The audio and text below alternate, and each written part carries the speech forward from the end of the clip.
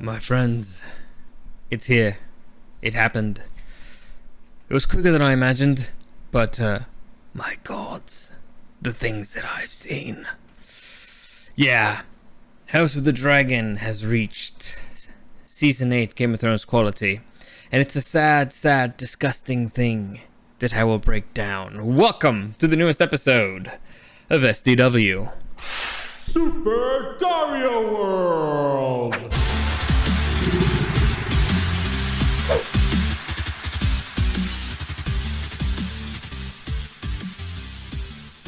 Disgusting. Horrible. The things these eyes have witnessed. Now, I'm going to be honest with you. There have been several times in this series where I thought, okay, maybe they're close to jumping the shark. This one, I think for sure, it's like, all right, now, how many times can this happen? How many times could we be this close? And I'll get into them. I'll get into the moments where I'm like, would that be jumping the shark? Maybe, I don't know. But I'll wait, for when we actually reach that particular moment. But overall, I'm sorry, I'm just fixing it a little bit. This has been by far the worst episode. I thought the pilot was bad. This one makes the pilot look not as terrible. Like, this is, as I already mentioned, this is Season 8 quality Game of Thrones. Like, this is disgustingly bad. This is horribly bad. This is one of the worst things I've seen. And even worse still, forget about being stupid, dumb, illogical. It was boring. It was slow, and it looked horrible. So, let's get into it. I know you're all super excited after, the way I sold it, but let's get into it. Let's break it down bit by bit. So, the episode begins in the funeral of Lady Laena. Now, again, this whole scene takes for fucking ever for a character that nobody cares about. And why does nobody care about this character? Because we did not get to spend any time with her. All right, this was the issue. This was the problem. Lady Laena was a super interesting character that they did not take advantage of. I already broke down her story in the previous episode. I think you guys know more about Laena because of what I told you than anything that the show has given you. All right, nobody gives a fuck about Lady Laena. All right, we spend 2 minutes with her total, max, nothing. You didn't build her up, and now you're making it like, oh, this big thing, like, oh, everybody misses. Nobody gives a fuck. All right, I don't think we ever saw Laena speak with Rhaenyra. Maybe once when they were going to, when she was going to get betrothed to Laena or whatever. That was it. That was it. We didn't get to see them interact as cousins, as, sister-in-laws, as nothing.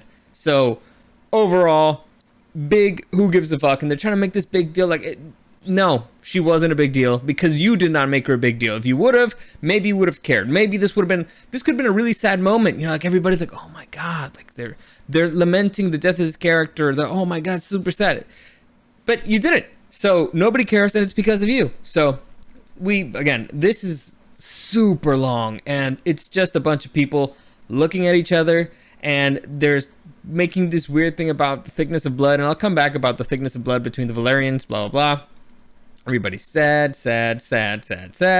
We see, the coffin fall into the water.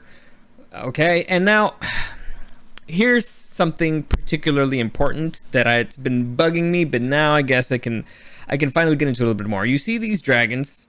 These dragons are what this show should have been about. The most important characters on this show are these dragons. The most important beings on this show are these dragons. Why? Because without them, we have nothing.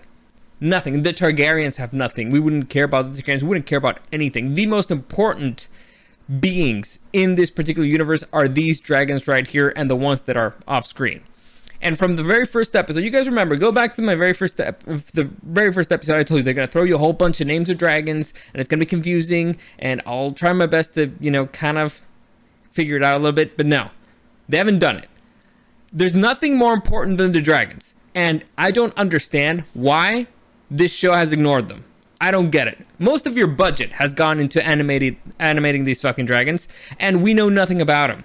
All right, if I hadn't told you consecutively the name of Laenor's dragon, I know the name of Laenor's dragon, I don't give a fuck about Laenor. All right, the two most important things we needed to know for this show is the dragons, what's the name of the dragons, and who rides them, in that order. You know why? Because we can change riders. Riders can change. Doesn't matter. You can't change the dragons. All right? That's not a thing that's going to happen. So, two most important things that they just completely neglected is letting us know what dragons are there and who rides them and kind of who they're loyal to. All right, so we know that Laenor rides a dragon. Did you guys know the Rhaenys, Laenor's mom, she rode a dragon? So all those times, again, so you got 2 dragons right there in House Valyrian, right? So up to this point, whenever they were saying, oh yeah, we need House Valyrian because, they have all these ships and they're the richest and blah, blah, they should have mentioned, and they have 2 fucking dragons. Like, it should have been like the first 2 things mentioned. Like, they have 1 dragon, 2 dragons. And by the way, do you guys know the name of Rhaenys dragon? No, you don't, because I don't think it's ever been mentioned. I don't think they even mentioned that she's a dragon rider. And it's kind of a big deal. Because again, dragons are stand-ins for nukes. All right, they're stand-ins for nuclear weapons in this particular world. All right, so it would be like not knowing which countries have nukes. All right, that's the equivalent. Like right now, everybody knows who has a nuke. All right, everybody knows who's trying to get a nuke. Everybody knows everything. All right, because they're weapons of mass destruction. You know who has them. You know who has control of them, and it's kind of important to know that. It's kind of a big deal. All right. Unfortunately, in this show, they've kind of nerfed dragons. So this is, again, it bugs me because they've completely neglected the dragons and the dragon riders, and it's kind of a big deal because you can see 2 sides forming, and it's important to know who's loyal to who and why. One thing there. 2, it's because they've also nerfed the dragons massively. There was a war against pirates, and they had supposedly the biggest fleet in Westeros and 2 dragons fighting, and they were losing, so they nerfed the dragons. So again, you know what? I kind of get how you could lose, a war when you have dragons against people in wooden ships. Like, I can get that. It's the same. It's the same thing as a gun. You know what? Because it doesn't matter if you have a gun. It matters if you have a gun and you know how to use it. Like, if you don't know how to use it, like if you have a gun and you're just using it like a hammer, like it's not, like, listen, it'll hurt. It'll do some damage. You could probably kill somebody. Like, just keep pistol with people. But it's, you're not using it at its full potential. So it's important to know what you're using and how to use your weapon. But overall, come on, guys, what are you doing? So it's been annoying me, and it keeps building up more because I keep waiting for maybe this is going to be the moment where they explain it, and they haven't done it. They've kind of tried, and they do it very lightly, and it almost feels like they want you to be confused on purpose. And I think that's stupid. I think if you're going to be a writer, you should be making things as clear as possible so that the audience isn't confused the fuck out. But they like to do this thing where they come like, oh yeah, they forgot about the dragon, and they came out of nowhere. Perfect example. The episode where, Daemon took over Dragonstone, and then Sir Otto Hightower goes back because he wants to take the dragon egg, and then all of a sudden, Caraxes comes out of nowhere, and everybody's like, oh shit, we forgot about Caraxes. It's seriously, that's the first thing. Like, every single small council meeting should have been about, hey, where's Vhagar? Because Vhagar needs to eat. So either he's eating people, or he's eating their food, or where's he?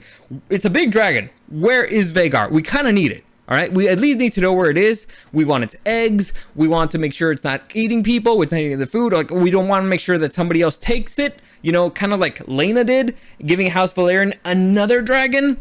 So it's very annoying. It's very annoying. It's very stupid because, again, this is building up to a moment that's very important that kind of requires you to know who's on whose side, why, and kind of what weaponry they have. By weaponry, I mean what kind of dragons they have. That's the thing. You need to know how much armament each side has. So there you go. Anyway, so I just took the opportunity because I saw the dragons there. Then we see this moment. Honestly, okay, so we see Rhaenyra walk up to his son. I think this is Jace. Well, they call him Jace, and that's to his oldest. And she's like, hey, go talk to your cousins. They're sad. Their mom just died. And he's like, well, I have a claim to be equally as sad, because Sir Harwin died, blah, blah. And I'll be 100% honest with you. I'm not kidding. This is not a joke. Sometimes I do bits. This is not a bit. Until that kid said that, I'd forgotten that Harwin was dead. I'm not even kidding. I was like, oh yeah, that's right. Harwin died. Oh yeah, and he might be his dad. Huh. Because that's how little importance Harwin was to the story. I mean, he's kind of a big deal. Kind of important. Maybe the father of the bastard kids of the queen, blah, blah. Well, actually, in this world, he is. But who was murdered by a brother, all that stuff. Completely forgot about him. Why? Because the show did not make him important. He was there for an episode and a scene in another episode, and that's it. Again, Terrible fucking writing. Terrible. Disgustingly bad. Stupid. And again, we continue here in the funeral where they're basically just everybody's looking at each other and not talking to each other. The only ones who are kind of talking to each other are Allison's kids, Aegon and Aemon. We get to see Aegon. He's kind of like a drunken teenager who wants to bang anything with legs. And here they actually drop a little bit of information. We find out that Aegon is actually going to be marrying his younger sister, whose name I don't recall right now because honestly, I'm not even sure if her name is mentioned here. Anyway, so yeah, he's marrying the sister. Anyway, and so again, the kids are being left alone. Everybody's kind of being left alone. The king's being like, it's really weird. But we get to see Sir Lionel, Lionel Strong, the clubfoot guy, creeping on Alicent. More looking at each other weird. It's and again, this is the thing that it's interesting because we get to see a scene with Corlys, a moment with Corlys speaking with the younger of Rhaenyra's sons, which would be his grandson, if Rhaenyra hadn't been fucking around with Sir Harwin. Anyway, we get to see Corlys kind of try to be grandfather and be like, hey, no, this is going to be yours one day, blah, blah, Driftmark and all that stuff. And it's one of those things where you're like, the fuck is wrong with you, Corlys? Seriously. Like, the fuck is wrong with you? I mean, you have to know. You have to know, right? Come on, man. Like, seriously? Seriously, you like, seeing that kid should be pissing you off. Like, you should be massively offended. Like, they're making a fool out of you. They're making a fool out of your house, out of your son, out of everybody. And you're like, oh yeah, no, it's gonna be yours one day, blah, blah. You should be beyond pissed off, disgusted. But all right, you do you, man. However, they do one thing that I consider particularly, cool or interesting or logical.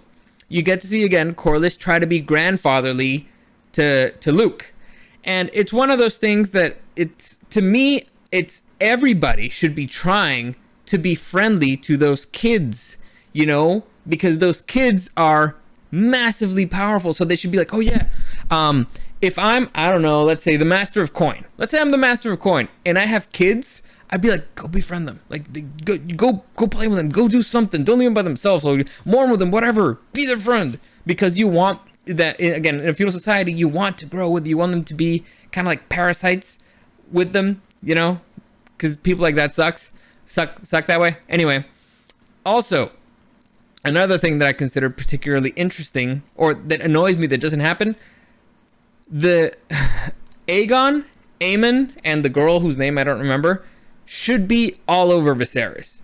And it's weird because, Viserys is their dad, and you never really see them hang out or actually even talk to each other. And you would think that Alicent would be like, go spend time with your dad.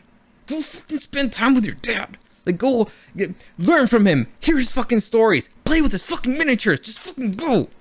And so it's one of those things that they're trying to brown nose their way into a throne, right? They should be trying. They should be trying super hard to be the most beloved, the most liked.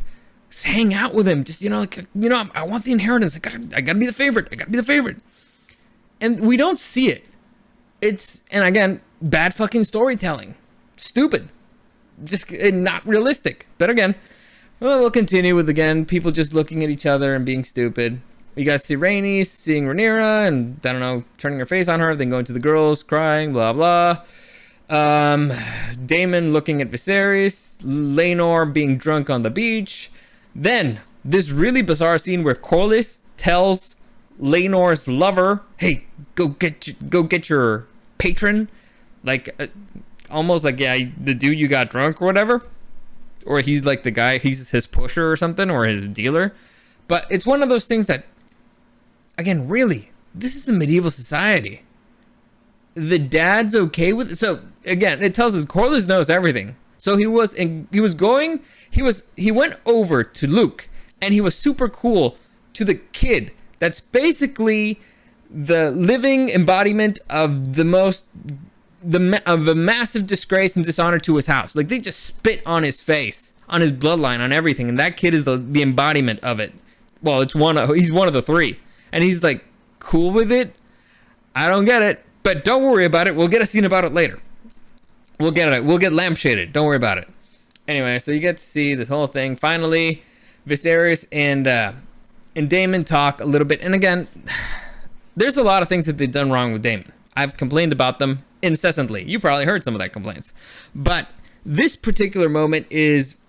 I'm not 100% sure about this, but I believe that Daemon and Viserys had already... I mentioned that in the books it's different. They've already, made peace. They reconciled. And the reason why they reconciled was because Daemon wanted to return to Westeros to, bring his family, and he was like, "Hey, I want you to meet my daughters. I have twins. I'm a dad now. I want you to meet them." And that kind of softened Viserys to him. And so it was something that they could, let bygones be bygones, and kind of Daemon stayed away from the Red Keep, but it was peace. It was peaceful. And so it's one of those things that if Daemon Targaryen is supposed to be a morally gray character, all right? Again, I gave you his description. He was beloved or despised. Again, he should have been gray. Morally gray.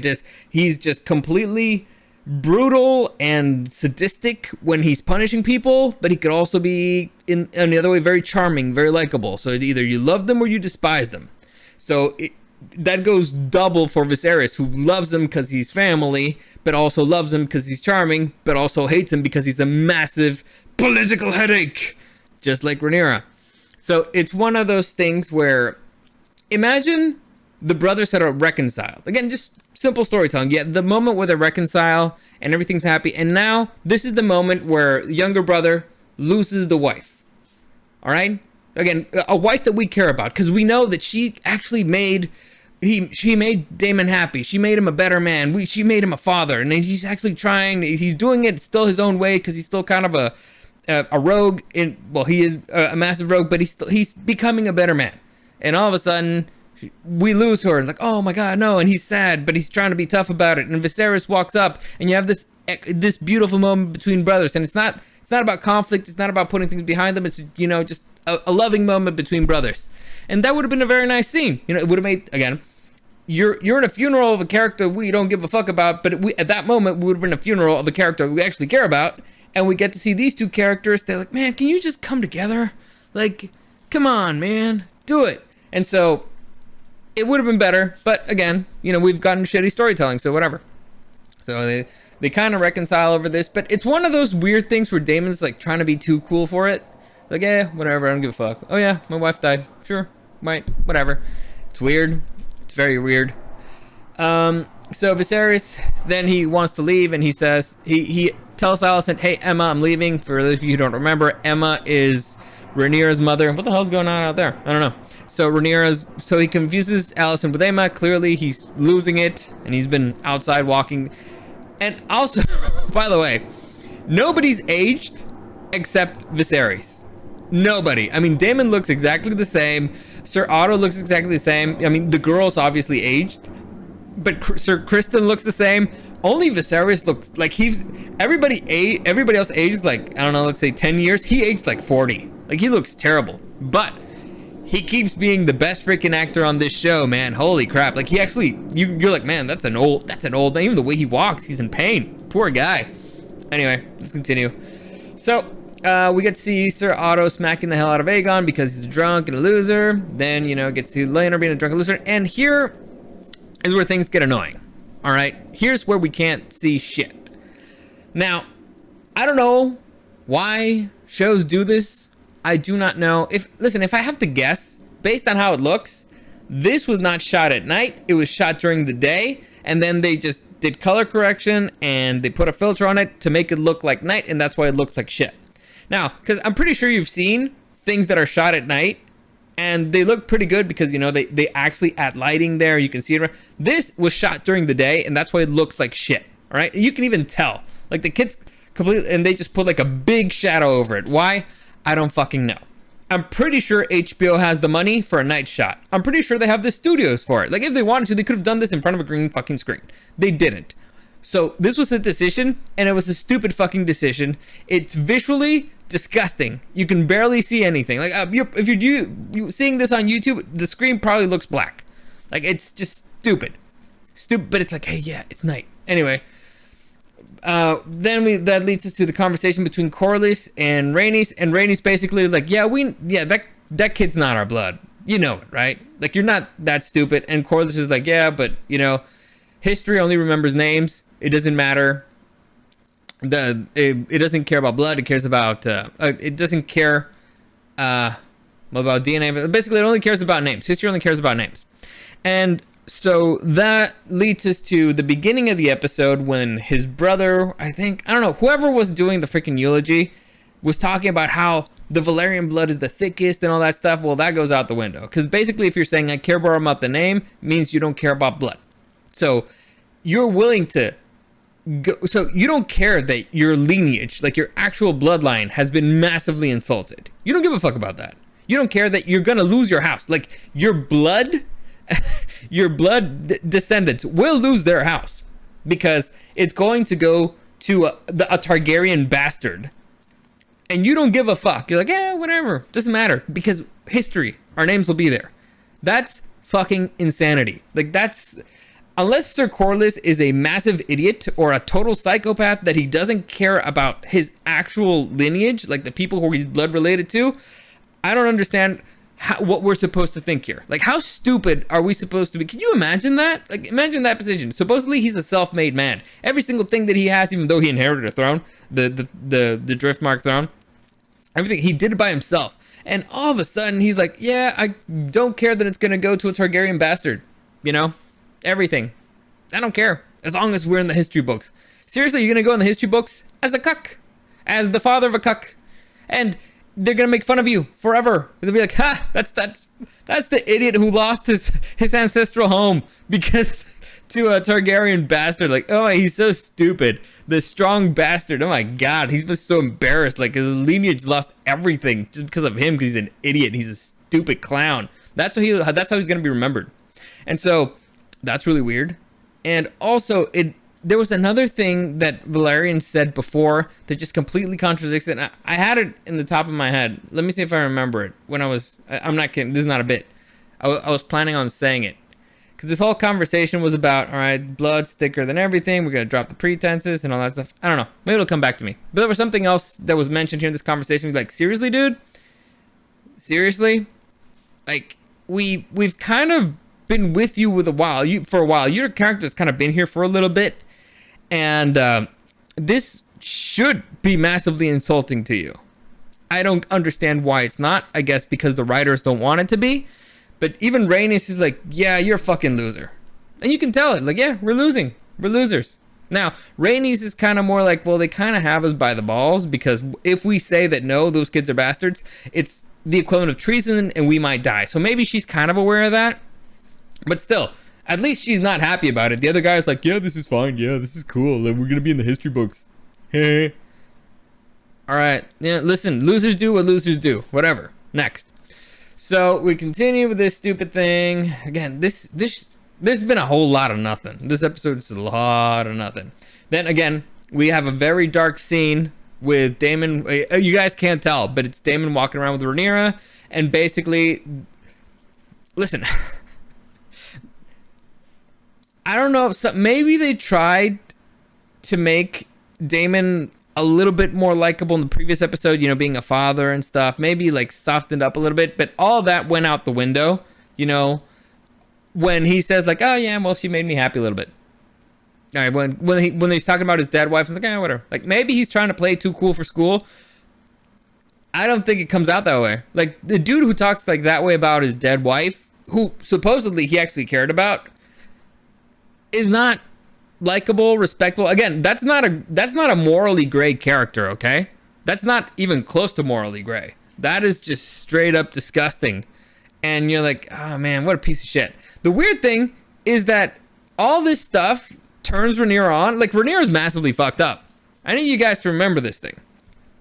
Daemon is the guy who celebrated the death of her younger brother and her mom. Like, he was happy about it. And Rhaenyra's first thoughts are like, man, I gotta bang that guy. That guy who made fun of my mama dying and my brother dying and who stole his egg and all that stuff, gotta have his dick. That's Rhaenyra. Rhaenyra's massively fucked up, but we've always known that she's massively fucked up. She's crazy. She wants to bang her uncle. So, okay.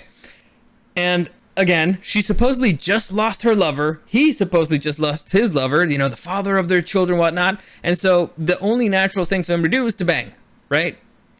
So, listen, I guess there's some fucked up people in the world who would do it that way. But here's, again, complicated storytelling, because so far up to this point, they've been showing us Damon can't get his dick up, right? It's been several times he has issues with getting his dick up. And when he was going to bang Rhaenyra in the whorehouse, supposedly he couldn't get his dick up, and so he left. Now, in this moment, he's confirming, like, oh yeah, it's because you were a little girl and I left. So maybe making him a little bit moral, but maybe it's just because he couldn't get his dick up. However, the next fucking episode, we're like, oh yeah, he also fathered 2 daughters. And so it's like, even his wife was like, yeah, you never banged me. You know, the bronze bitch, like, you never banged me or whatever. And now we get to see that we get to see him like have two daughters, and now he bangs her. So the whole thing about impotence that was like kind of a storyline, I guess, and maybe that's why he was overcompensating, was just like, what? No, that was just, you know, because we needed a reason for him not to bang her back then, and so we used that, and we needed a reason to make him kind of look pathetic back then, because otherwise he would have been cool, and we can't do that. So. Again, stupid fucking story. Like, imagine this. Like, remember what I told you last episode about the story about how Rhaenyra and Laena were friends and how they were very close and all that stuff. Like, imagine having them share, like, where they share a moment of pain together. You know, it's like Daemon is heartbroken that because he lost, you know, like the woman that he loved, you know, the very beautiful Laena, and Rhaenyra lost her best friend, her cousin, her confidant, and you know, they're both kind of mourning together in the moment, and that brings them together. I could kind of get that, but here, otherwise, it's like, what's the thing that attracts you to that you're both just equally fucked up? I mean, listen, red flags attract red flags. You know, it's a thing, but and red flags, you know, it's just they're very sexy, but okay, fine, all right. Listen, if I'm Rhaenyra and everybody's suspecting, like, hey, you're cheating on your gay husband, and your sons aren't really his sons or whatever, blah blah blah. I mean, you would try to, you know, at least not disappear with your uncle that there's already rumors of you banging him in the middle of the night in the funeral for his widow. Well, yeah, no, his widow, no, because that's when in the funeral for his wife. It's just, let's say, not a smart idea. Looks slightly suspicious, and especially when you disappear to bang him. So again, piece of shit everywhere, I guess. Anyway, next. So basically, like I said, they bang. It's a thing. They do it. Rhaenyra's fucked up. And this, again, it takes for fucking ever, and you can't see anything. Anything. It's stupid. Whoever made this decision should be fired. Like, whoever's the DP should get fired. Like, immediately. Should never work again. This is the dumbest thing I've ever seen. Next, you get to see Aemon, basically, long story, because again, you can't see it, but basically he runs up to Vhagar, and he decides to start writing it, and he takes control of Vhagar, and he goes out for a ride. And he's like, oh yeah, I took control of Vhagar. Now,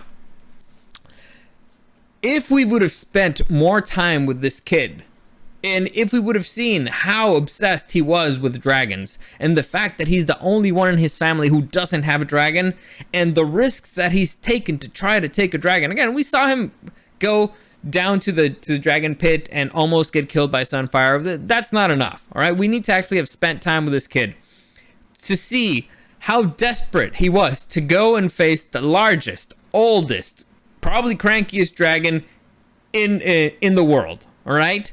And to try to do it in the funeral of that dragon's rider. So, like, you need massive cojones to do it. And they should have built up to that moment. And now let's talk a little bit about Vhagar.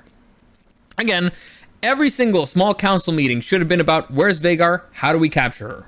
Like, how do we do this? We need her back now. Pronto. Because we can't have a nuke just flying around anywhere doing willy-nilly, then anybody could take it or could just start destroying things, or we don't know. We need to have control of Vhagar now. Now, they didn't do it. Laena did it. Whatever. They didn't show it, so it didn't do anything.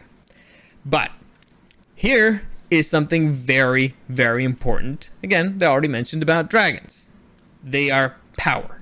You want to take control of it because, they'll make you more powerful. But how do you take control of a dragon? Have you ever thought about that? Why is it that not just anybody can ride a dragon? Now, we're going to get into kind of technical stuff, but please bear with me. George R. R. Martin, who is the writer of these books, he is actually not a fantasy writer. He's a sci-fi writer. And so for those of you who don't know the difference between fantasy and science fiction, I'll try to make it simple.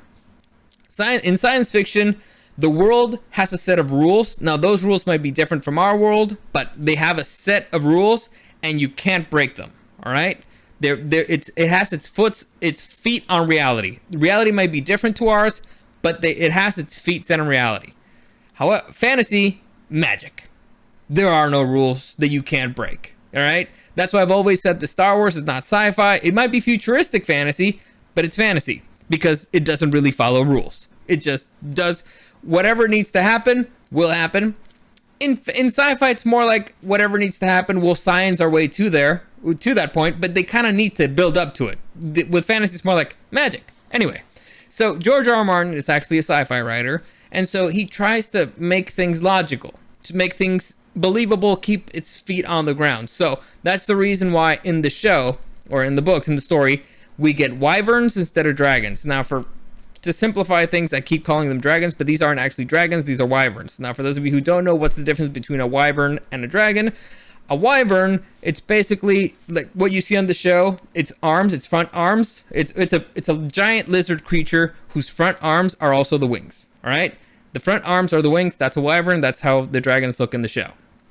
Now, a dragon in traditional fantasy actually has 4 legs and then 2 wings. So, since in nature there are no reptilians or mammals or any other animal except insects that have 6 limbs, that's why George R. R. Martin made sure that they were wyverns in his story instead of, 4-legged dragons with 2 wings. That's, again, just so you have an idea of the way that this man thinks, and he tries to make everything logical and scientific and stuff like that. Anyway, you could have made the argument that, dragons are, mythological beings that could have had, it could have been different, but whatever. He chose not to do it. That's the way he did it. Fine. So, how is it that somebody can ride a dragon? How can you control it? Because even if you have, like reins, how do you make it go up? How do you make it go down? How do you make it fire exactly what you want it to? So the ongoing theory is that Targaryens are telepathically connected to their dragons. They're kind of like wargs. And so if you guys don't remember what a warg is, basically, you guys remember how Jon Snow was telepathically connected to his direwolf? All right, so similar thing. So again, it's never been openly said, but it's been theorized that that's the way that somebody can ride a dragon. So what happened here is that Aemon made a psychic connection to Vhagar, and now Vhagar has officially become his. All right, if anybody else just jumps behind him and tries riding it, it's not going to listen to it. All right, that's kind of important, and I wanted to get that out of the way because again, it's going to be a bit important in a minute. So you got this happen. He rides the dragon. At least this is kind of a believable ride. Like him, flying around and stuff, which is something we've never seen. Every single other person that we've seen ride a dragon, he's just they're sitting there comfortable, like they're riding a horse, just like a nice trot on my pony, governor. But no, at least we see them stumbling around there. But whatever. After that, we see the girls go and wake up their cousin, who I guess they just fucking met. If they had actually been friends before, they actually grew up together, it would have made a little bit more sense. But no, I think they just met. And so they went and told their cousin, who's, I think, younger than them at this point. Maybe I'm wrong, but whatever. Doesn't really matter. They go and tell their cousin, like, hey, some dick stole our dragon. And so instead of telling, I don't know, your mom. Oh, I'm sorry, your mom's dead. Ooh. I'm gonna need to edit that out. No, I'm kidding. No, I forgot. Instead of telling, I don't know, your dad, you can't find your dad, your nanny, a guard, a princess, anybody, you went and tell your cousin. All right, fine. So you wake up your cousin, and your cousin is telling, I don't know, his mom, his dad, the king, the king's guard that's supposed to be protecting him because he's the heir. I mean, he's the heir to the heir. He's the third person in line to the throne. He's like, no, I'm gonna go deal with this myself. So, all right, good luck, kids. Anyway, so Damon is seeing Vagar fly, and he automatically knows that somebody's riding him out. I mean, it's not like the dragon just decided to go for a midnight ride or whatever. I mean, to be fair, it was his wife's dragon, so maybe he knows something's up. Because he's like, hey, Vagar kind of sleeps through the night. What the hell's going on? Anyway, so the kids go and confront Aemon about this, and basically Aemon's like, well, he should have done something. And to be fair, I mean, if you wanted the dragon, you should have probably done something about it before. Maybe they were like, oh, she's too small, whatnot. She won't be able to hold on. Well, what is it? Sleepers? There's an expression for it. Sleepers, weepers. It'll come back to me eventually. Anyway, hopefully. Well, I know snooze you lose. Whatever, it doesn't matter. So basically, they get into a fight, altercation. They start beating the crap out of each other. Aemon's taking on a bunch of, toddlers and stuff. And it ends this fight with Aemon getting pretty brutal and being a massive dick about it and hitting, again, the heir to the Iron Throne, the Rock. And so the younger kid, Luke, takes out Aemon's eye with a knife. And so the Kingsguard finally shows up and they, try to help. Again, the Kingsguard, at least consistently, useless. Almost useless. No, actually worse than useless. So the kids are basically being looked after by a maester. You got a broken nose. You got, a lost eye. Alicent is crazy. And here we end up Here we end up with one of the biggest problems of this show. Massive problems. This show, for some reason, I do not understand. Well, actually, I understand why. So this show has a little brother complex. And so, you know how the younger brother sometimes tries to has to overshadow and does crazy things to get attention of the older brother and all that stuff, or to overshadow him and all that stuff. Listen, I'm a second brother.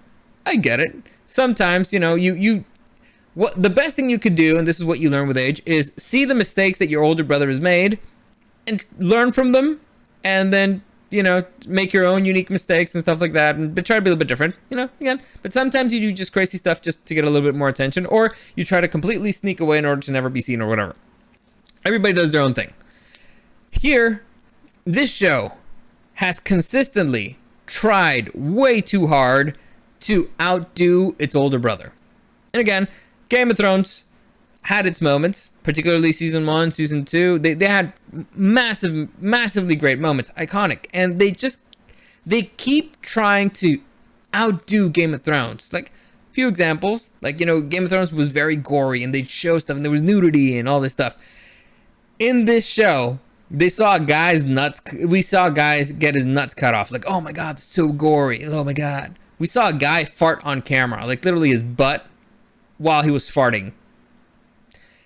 Listen, was it more gory and gross than what we've seen on Game of Thrones? Yes. Was it better? No. Nobody wanted that. In Game of Thrones, we got to see, a guy's skull get busted. Here we saw a man's face get punched in. Pretty much similar thing. Drama at weddings. What else? What's another? Oh yeah, the tourney. These brutal, massive medieval fights, and then these completely illogical, brutal tourney fights where where the prince gets sucker flailed, stuff like that. All right. So again, it tries really hard. You get to see a prince jerking off to a window, like a naked prince. Like, hey, listen, we know what you're doing. It's sad. It's really sad. When you try this hard, it's really, really sad. And so we come up to this particular scene. This scene is basically them trying to outdo the scene from season 1 where Cersei is upset because Joffrey got bitten by Arya's direwolf, and so she demands that they kill another direwolf. And it's this very tense scene, very dramatic between Robert just like, I don't give a fuck about any of this. Get her a dog. She'll be better off for it, or she'll be happier for it. And so it's a very difficult moment for Ned because he has to kill his daughter's wolf and stuff like that. And the dog didn't do, well, the wolf didn't do anything, but it's a dire wolf. So it's one of those things that basically this shows like, all right, we're in the exact same situation, the exact same one, except it's completely different, but whatever. Similar. Parents upset because kids got in a fight, and one got very injured, very injured. And so the king has to make a decision, and the queen demands something of the king. He demands retribution. And again, the show tries way too hard to outdo the big brother.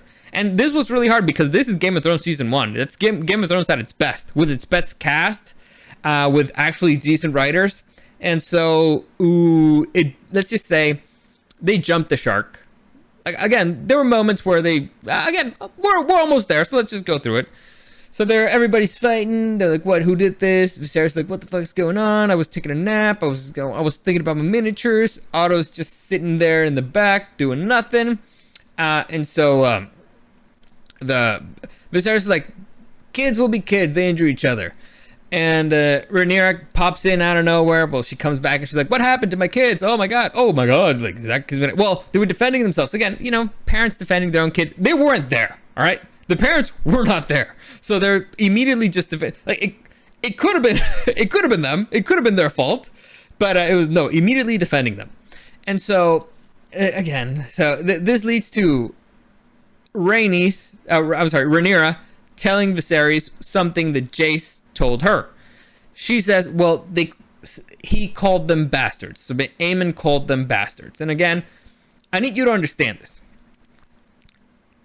If Rhaenyra cheated on Laenor and had sex with somebody else, and her kids are bastards, Viserys has to kill her. All right? She is a traitor to the crown. She's betraying their lineage. And so that's treasonous. She has to lose her cabeza. If you say that the princes are bastards, and it's a lie, you're committing treason. Here's the thing. There's no DNA test back there, so it's whoever the king wants to choose. So the king is in the middle of a very uncomfortable Sophie's choice, because it's either I have to kill my daughter or I have to kill my son. What can I do? So it's one of those things like, can we just sweep it under the rug? We're like, all right, I'm gonna go chastise Aemon. Like, who told you this? Look, here's the thing that Viserys is hoping for. He's hoping that Aemon picks a random nobody, maybe somebody he doesn't like, and that person loses their head. That's what he's hoping for. Unfortunately, that's not what he gets, because Aemon looks at his mom, and after looking at his mom, he says it's Aegon, which honestly, probably true. It's probably true that he's the person that he heard it from, because as we've seen, Aegon's kind of a dick, and he already believes that, and they've already alluded to it several times that the other kids are bastards because, again, of how they look. But also, it's his brother who is his firstborn son. So if there's anybody who could kind of maybe get away with it, it'd be him. But here's the thing. We should have seen these kids have a better relationship with Viserys. Like, Viserys always wanted to have a son, right? He should have been like, "Oh, Dad, let's go hunting. Let's do this stuff." Like, "Oh, my son, I'm tired." Like, "Oh, well, yeah, I'm gonna go hunt. Tell me tricks and stuff. What can I do? I'm gonna become a great fighter. I'm gonna tell you all my stories. I'm gonna tell you about my hunts." Like, "Oh yeah, look how good you're getting with the bow and stuff. Yeah, I was training my dog and all that stuff. I was training my dragon. We went this. Can you give me some dragon riding tips, Dad? Like, I know you drove Valerian. You're the last rider of Valerian, the Black Dread. Tell me about him. How did it feel? Will my dragon will get as big? What do you think? Which tricks? Would you feed it? Stuff like whatever." Again, I can think of a million conversations. Like, "Can we play with your miniatures? This is old Valyria. Tell me about all Valyria." There's a lot of stuff. They're not using it. They're not taking advantage of it. Why? I don't know. Because I guess the show's not being written by real people. Anyway, so then Aegon is getting, the short end of the stick here. And so Aegon basically is like, "Well, look at them. I mean, the kids ain't black." I wish that somebody would have the balls to just say it in the show. Like, they could have, they allude to it, sure, but why can't you just say it? Come on, have the balls. Like, if you have the balls to show somebody farting on screen, but you don't have the balls to write that, fuck you. You're supposed to be, you want to be better than Game of Thrones, you want to be more, do fucking that. Let's see you have some cojones. Anyway, so Viserys basically like, this fucking stupid, it needs to end, basically stop it, I'm in pain, I'm dying very slowly, you guys keep giving me headaches, I just want to go back to my room and play with my fucking miniature, just let me alone, just let me the fuck alone, no more fucking drama. And so as he's trying to walk away from here, Alicent basically like, this isn't fucking enough, and here's where Alicent looks like a psycho. Now, on the previous episode, Alicent did not look particularly well. You know, this show had been building up to make Alicent a very likable character. You know, you feel for her. You know clearly that she's playing a game, but she seems kind and stuff and a little bit naive. Very nice overall. Very nice young lady. Here, they're making her to be a psychopath. And they did it almost at the beginning of the previous episode when they said, like, oh yeah, the queen wants to see the baby. That made her kind of already like, ooh, that's really mean. But, you know, she kind of disguised it like, oh, I didn't mean you to come. I just want to see the baby. Ugh. I mean, she could have gone there, but whatever. Doesn't matter. But here, Alicent basically does the Cersei thing. Like, well, remember, season 1, they can't find Arya's wolf, direwolf, Nymeria. Which, by the way, I don't know. I was thinking about something else. Doesn't matter. They couldn't find Arya's wolf, direwolf, Nymeria, and so Cersei is like, well, we have another wolf, and so Ned has to. It's a very petty and disgusting thing that she did, and makes you really hate Cersei. Well, Alicent did something kind of even more psychotic, because here we're talking about human beings. So she was basically said, well, Jace Jace took the eye off Aemon. I want Jace's eye. He should lose an eye too. So again, this kid's like, what, 6, 7 years old? And she wants them to take out their eye. Literally, eye for an eye. This makes her look psychotic. Massively psychotic. And at that moment, you see it in Viserys' face, like, man, I forgot the golden rule. You don't stick a dick and crazy, man. You just don't. It's bad. Things don't go well. Anyway, so yeah, she's looking massively crazy, and everybody's like, dude, chill, it's kind of crazy. But she's like, I don't give a fuck. And so she starts losing it more and more. She even tells Sir Criston, like, hey, Sir Criston, go and kill her. And again, she's actively challenging the king's authority in front of everybody, looking like a total psychopath. And just like everybody should, they just completely ignore her because she's the queen consort. You have no power here. And even Sir Criston is like, yeah, I'm your sword and shield to protect you, not like you're a fucking assassin, and I'm not gonna cut the eye out of a kid. You crazy? And so crazy does as crazy does, and she takes Viserys' Valyrian dagger, and she goes after Rhaenyra, right? And again, this shows you how freaking useless the Kingsguard is. All right, the Kingsguard is supposed to. Yeah, Sir Criston just said it, to protect you. So they're supposed to be, you know, protecting royalty. And you see these people, like you see everybody here around. Nobody's protecting them. Like there's the queen is literally trying to stab the princess, the heir. Nobody's trying to stop it. And again, this is one of those this is the moment I'm like, okay, they fucking jumped the shark. It happened twice already. Well, 3 times. So first, you know, the massively stupid battle where they killed the crab feeder off screen, and it was just all complete ridiculous and bullshit. I already broke it down. You already know how much I hated it. I was like, did they jump the shark there? No, overall the episode was okay, and Game of Thrones has always been stupid when it comes to battles, so you kind of let it go.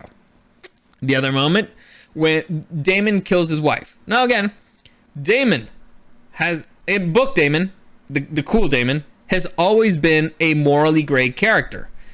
You don't believe that he killed his wife, but you would believe that he was capable of killing his wife. Does that make any sense? Here, he straight up murders her, and in the craziest way possible. The Browns bitch is hunting by herself, which is weird. I mean, you know, royalty or, you know, lords don't usually go hunting by themselves, but she went out. She's the head of the second most important house in the Vale, but she goes out by herself in a horse. She's intercepted by Daemon on foot. So he got there, who knows how. Caraxes is parked who knows where. And at that particular point in history, at least in the books, Daemon was in the middle of a war out in the runes though. So in the books, it's pretty clear that he didn't do it because, again, he wasn't there. Maybe he paid somebody to do it. But again, in the books, it's kind of pretty clear that was an accident. Anyway, maybe he poisoned her afterwards or something. I don't know. Paid for it. I don't know. But again, when she died, he was out fighting in the stepstones. Whatever. So again, he walks up to a horse. The horse gets spooked for no reason. She gets spooked for no reason. She falls, and then she calls him a limp dick and challenges him to kill him, and so he does. To kill her, and so he does. So again, not morally gray. That's not a morally gray character. That's straight up evil. So again, I was like, is this a jump the shark moment? I guess maybe if he flew in the middle of the night, maybe he took a boat and he left Caraxes a Dragonstone, maybe he could have, and maybe if he like paid somebody to tell her the route or something. I don't know. It was very stupid. Logistically speaking, very stupid, whatever. And the horse just suddenly jumping for no reason, stupid, whatever. You can't accept it. Then you have the final moment is Sir Criston Cole straight up murdering a highborn lad in the middle of a wedding and getting absolutely zero consequences for it. Zero. Nip. Nil. Nada. Again, this man murdered somebody in front of witnesses, and he was a highborn. He was a knight, the Knight of Kisses. He killed the knight in front of other people. Everybody and their mother saw it, and they justified it. How? And he wasn't arrested, and he was still made Kingsguard. Let me remind you of something. The head of the City Watch lost his position because he punched a member of the Kingsguard. You know, he just ducked him. So, shouldn't Sir Criston at least, get fired, reprimanded, I don't know, lose his hands, get sent to the wall, something? He murdered somebody in the middle of a wedding. And then, again, so whatever. That was like, is this it? Is this where they jumped the shark? Well, maybe he justified it. It was found a way. I don't know. I mean, they did name the third prince after that guy, so maybe they doesn't. I don't know. It was stupid. But then we come to this. Oh God. Oh God.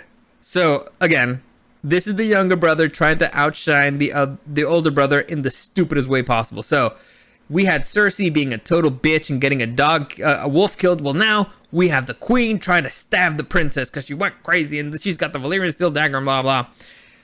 This is the most unbelievable shit I've seen ever. Now, you could believe that a mom gets so upset over, super upset over, your son losing an eye or whatever. But we've been with Alicent for a while. Did she really go that deep, that hard off the deep end?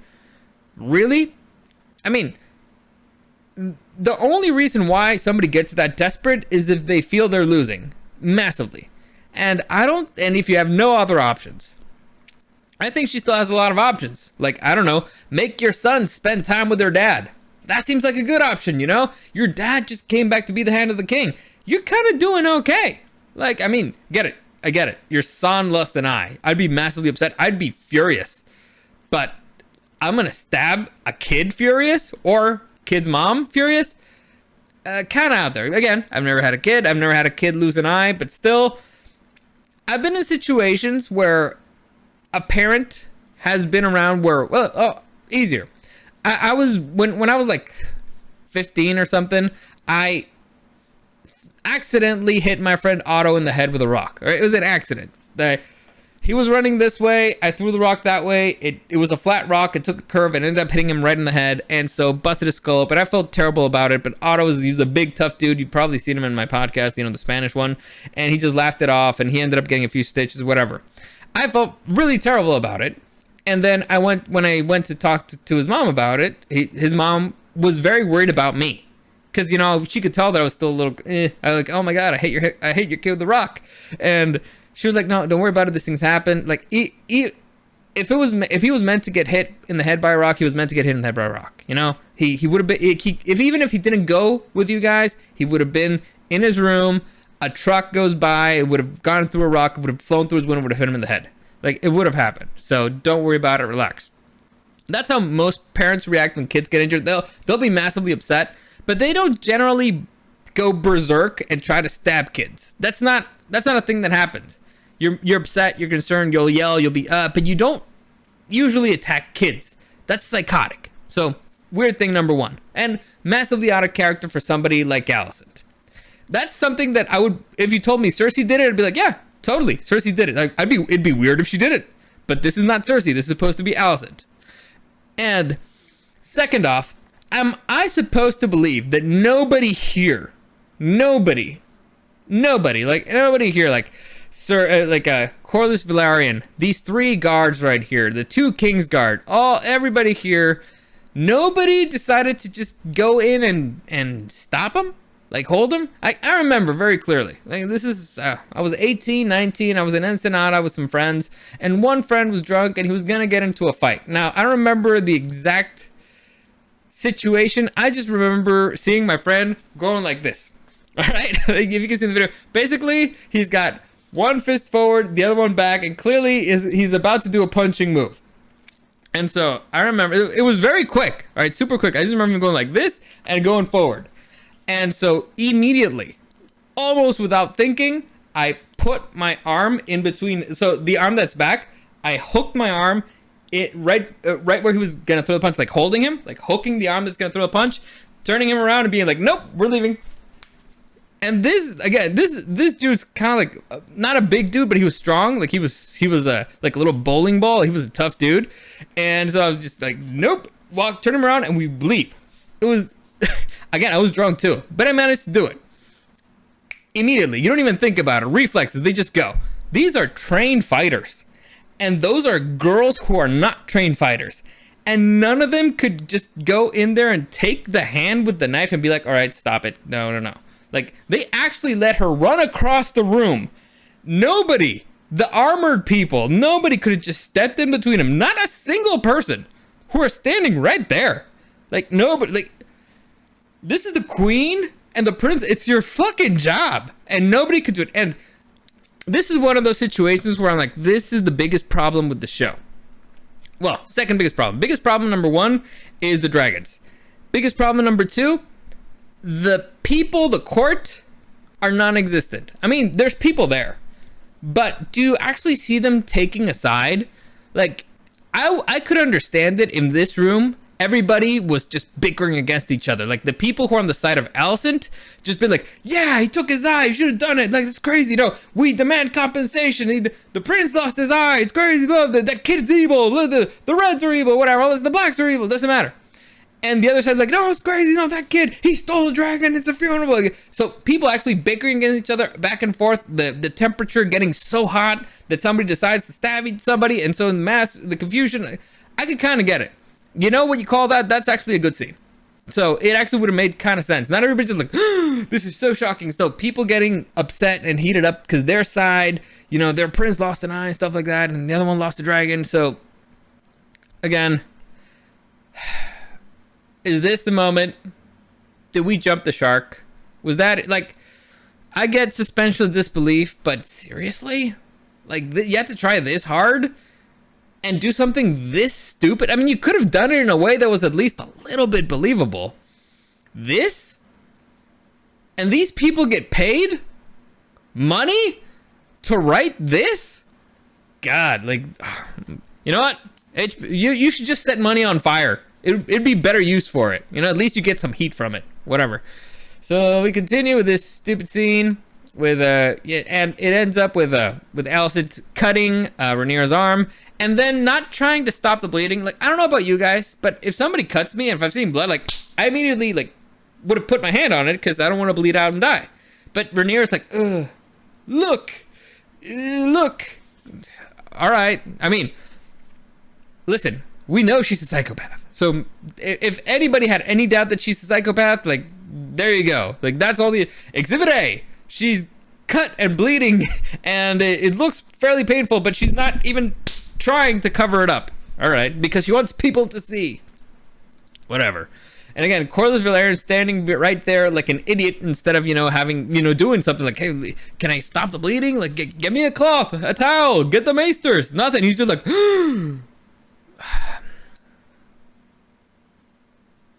People get paid to do whatever. Set money on fire. Next. So next we get Eamon walking up and he being all cool. Like, by the way, this kid's transformation was crazy. Like, he went from being like a pathetic little loser to being like, oh yeah, I'm a badass. I lost an eye, I don't give a fuck. Lost an eye, got a dragon. Now you see, this kid should have probably had that attitude always. Always. He should have been like, oh yeah, I'm a badass, blah, blah. And the brother should have made fun of him for not having a dragon, like, constantly. And so he should have been, that should have been driving him kind of a little crazy. And we should have seen him going a little bit crazy to the point where he dared approach Vagar. Again, we didn't see it. And then now we get this, so whatever. Again, shitty writing. And again, I don't understand why they stopped Kristen Cole. For some reason, the Kingsguard stopped Kristen Cole. Why? I don't know. I understand Damon maybe blocking him. Why? Listen. If I'm in a situation, if I were a bodyguard, and I'm in a situation where the person that I'm supposed to be the bodyguard of is about to commit murder in front of a lot of people, there's nobody who could stop me from me reaching that person and saving them from going to jail. Like, nobody. Just not gonna happen. It's just, oh yeah, he walked in front of, you push him out of the way. Like, you shove, you do something. You don't give a fuck. You just go in there and you save him. And when somebody's like, oh my god, you shoved Damon, whatever, it's like, yeah, I was going to save the queen from herself. But whatever. So this leads us to what is it? Alicent talking with Sir Otto, and so Otto being like, "You're a psycho. I'm so proud." And Alicent being like, "Really, Daddy? Didn't I fuck up?" She's like, "Yeah, you fucked up, but you showed spirit." I don't get it. I do not. Again, she did nothing but lose here, massively. So all right, I don't give a fuck about that. It's stupid. It was stupid. All this is stupid. All this conversation is stupid. And now, oh, here's the funny thing. You know how Alicent was going into her own and becoming her own character and making her own plans, her own decisions, and all that stuff? Well, now she's a pawn. Before she was a player, now she's officially a pawn of Otto.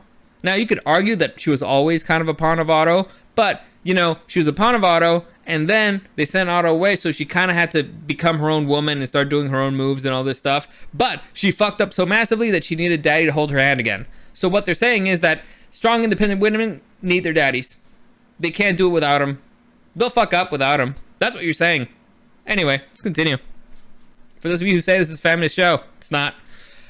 So we get to see Rhaenyra getting stitched up for the kids. Then Laenor shows up and he's like, hey, I'm going to be a good husband. I'm going to be a good father. This was all my fault. And I'm not going to go to the stepstones. I'm going to stay here. Yada, yada, yada, blah, blah, blah. And Rhaenyra's like, cool. All right, whatever. And so he's like, you're a good man. And I wish we could have actually had babies. By the way, this whole thing about Laenor being barren, maybe like he can have kids.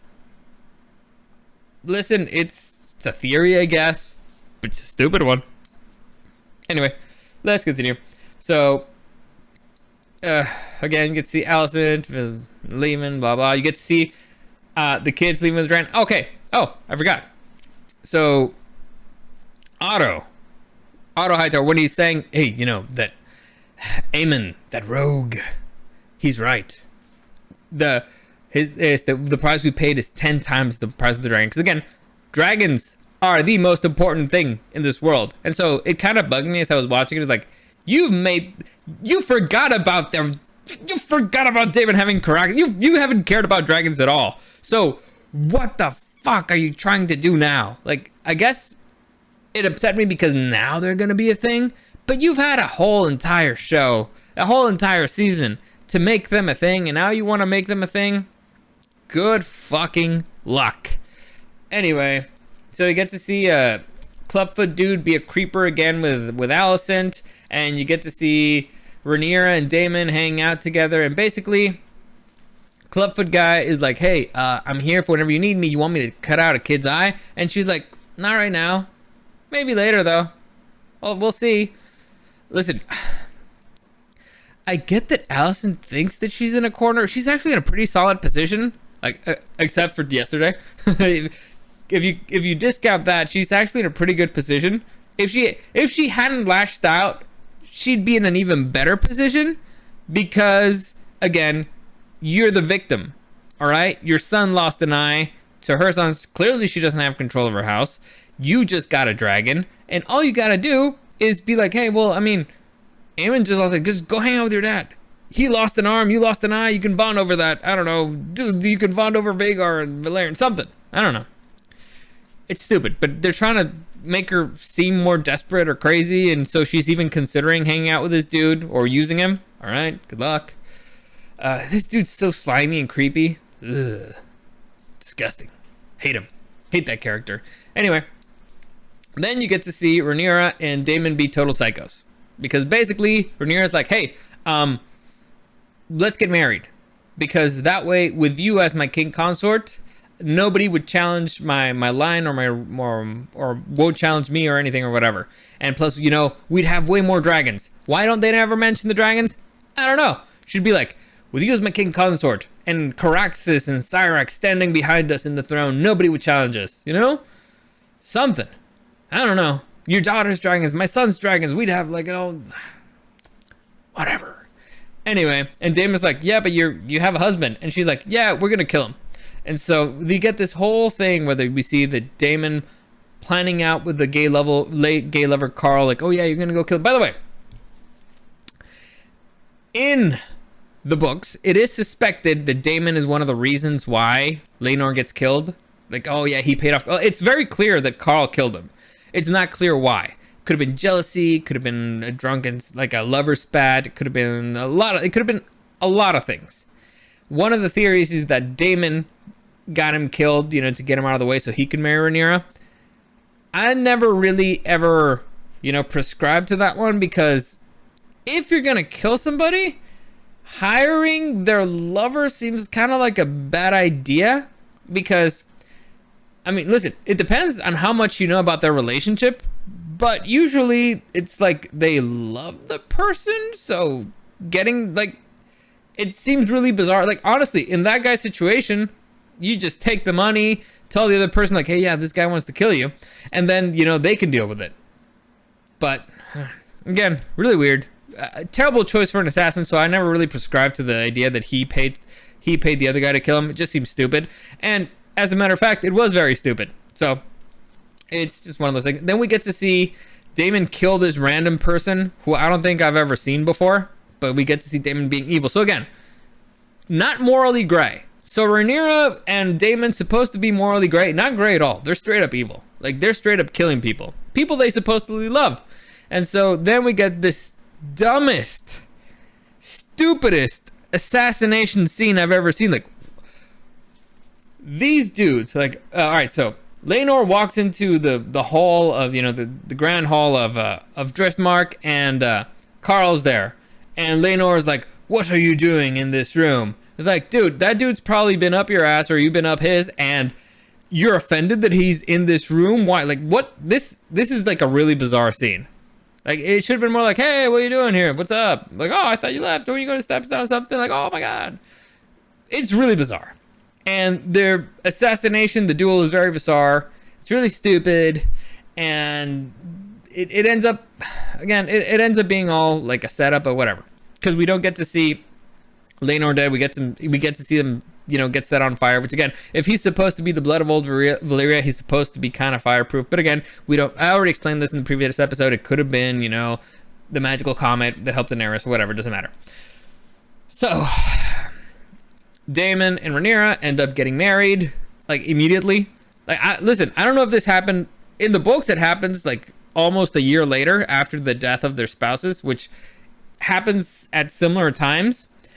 But here it feels like it's almost the next day. It's really weird. And so again, if you're House Velaryon, your daughter just died, and his widow and your son just died, and the widow of your son has children with another man. Like, they're bastards. You know they're bastards. You know they're not, because they're not black. So they're not yours. They're not of your blood. And then the mom, again, the widow, marries the widow of the daughter, and who, by the way, they're related to each other. But how are you standing there and being like, yes, this is nice. This is good. I approve of this.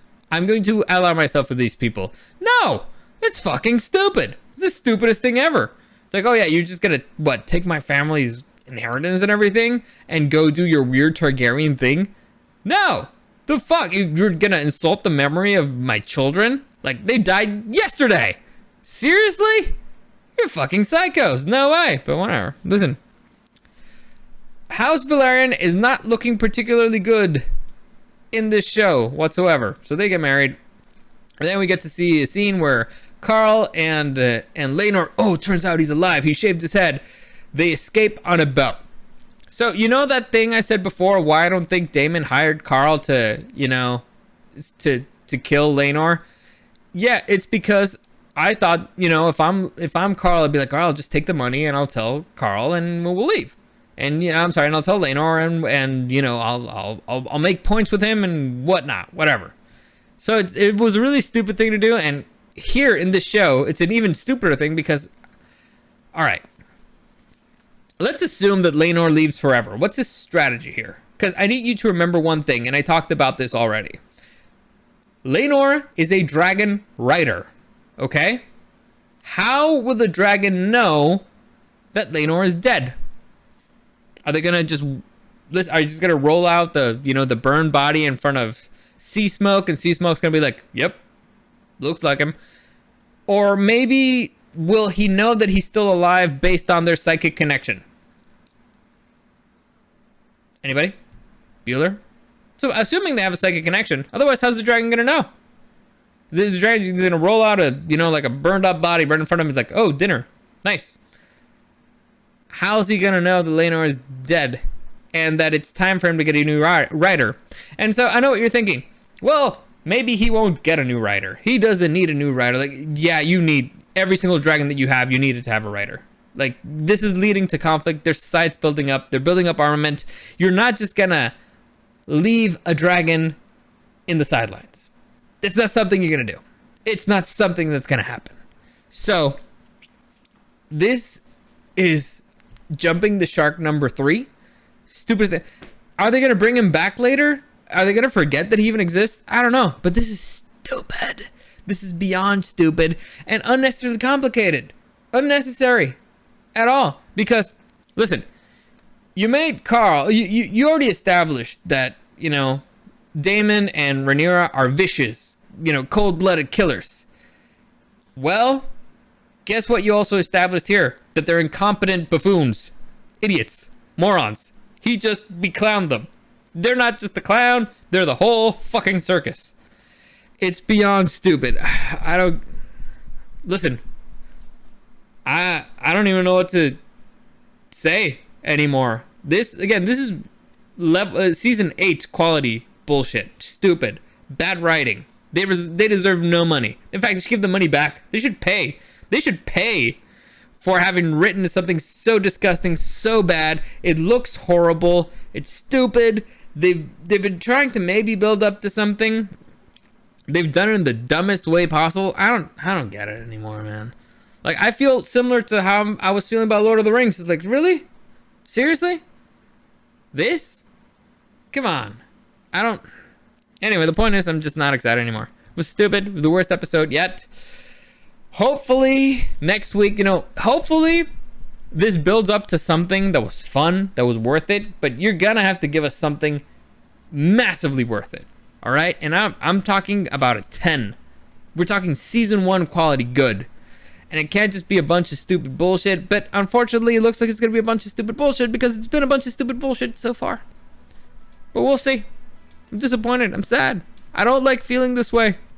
I like good Game of Thrones, not stupid, bad Game of Thrones. Anyway, as always, thanks for listening. As always, any comments, questions, or suggestions, you can find me at SuperDarWorld on Instagram and at DarioSDW. As always, thanks for joining me, and I'll see you again next time.